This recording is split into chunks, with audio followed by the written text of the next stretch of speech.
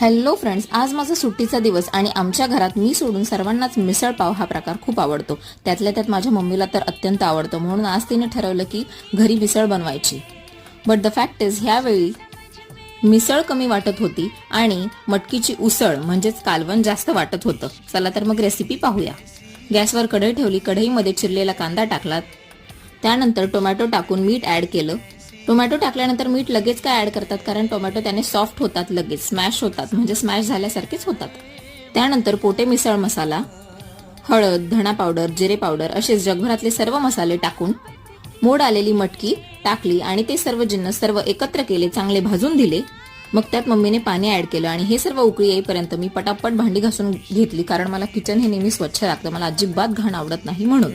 त्या मिसळच्या ग्रेव्हीला थोडी थिकनेस येण्यासाठी मम्मीने बेसन पीठ ऍड केलं होतं. ती केलेली मिसळ पावासोबत नाही पण भातासोबत अत्यंत छान लागत होती.